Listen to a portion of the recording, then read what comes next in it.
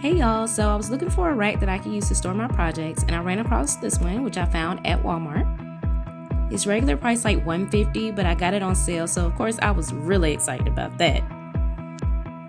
So before I got started, of course I had to get warmed up to get my blood flowing, do a little jig real quick.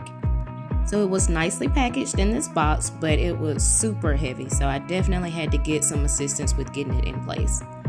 The components in the box were the metal rails and posts, and then also the 5 particle boards that you use for the shelves. I like that this one has the board shelf rather than a wire shelf, so I don't have to worry about whether or not things are going to fall in between the wires. The instructions were on the one sheet front and back, which is good because I hate reading directions, but I should have because I made some silly mistakes. For example, this is the wrong way to attach this.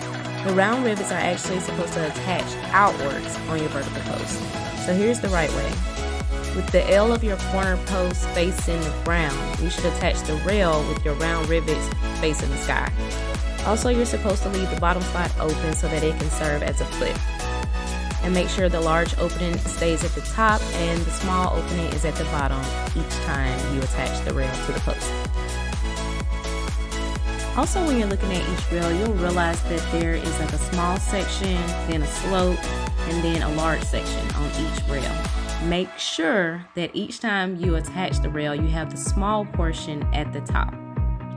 Y'all, I overcomplicated this process so much. In my defense, I've been out Christmas shopping and running errands all day, so I was extremely tired, but oh my God, so many silly mistakes. As you can see here, I'm literally working in the middle of my materials. But it also would have helped if I had a partner to help hold one end while I was doing the other end. It's not needed, but it definitely would have made the process go a little bit quicker. Because it's connected by those rivets, as you put one side in, sometimes the other side pops out. So that's why it would have been easier with a partner. I'm sure there was some sort of method I could have used to make this easier doing it by myself, but I literally just jumped into this with no strategy in mind. So once I finally got the base put together, I went back with the mallet because a lot of the rivets don't just lock in with your hand. You do want to hit it with a mallet or a hammer to make sure that each rivet drops all the way into place. And then you just sit the board in. I was really glad to get to this point because I knew that it was probably going to get much easier now that I had the base set. So I'm finally realizing that I need to clear some of this stuff out so I can actually work without stepping over everything. So the tiredness was taking effect again because here I am trying to use the long rail on the short side. So I got that switched out with the right piece, and then I went ahead and did all of the others. But because I only read a tiny snippet of the directions, I didn't realize that you're not supposed to use the top 2 sockets for the center rails.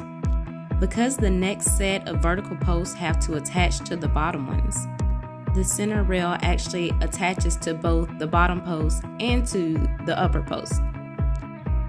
So at this stage, you should have the bottom round rivet in the uppermost socket on the post.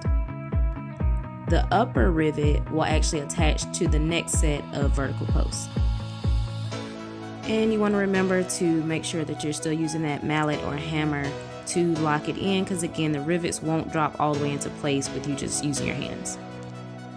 Here's a closer look at what I'm trying to describe. When you assemble it, the vertical posts will actually stack one on top of the other, touching edge to edge. So the rail that I'm doing now is actually the joining rail that joins the top with the bottom. I ended up dropping the second shelf down a little bit instead of using it as my center shelf. This is another area where I probably could have used some type of better method because I really struggled to hold the post in place while also trying to make sure that the rivets stayed in the sockets and to get them to drop all the way down into place properly. But somehow I made it work, and I really don't even know how to explain how I did it. Another thing that I really like about this rack is that as long as you have that center shelf in place, you can pretty much adjust the other shelves to wherever you want them to be. And you can do it without taking the whole thing apart. And voila, here's the end result. This is the perfect size for me right now. I will say it's slightly tippy when you first put it together, but once you start weighing it down with your items, it's good to go. Because I do woodworking close to this area, I attached a shower curtain that I got from the Dollar Tree to the front and wrapped it along one side, the side that wouldn't be affected by the dust particles I left open. I hope this was helpful.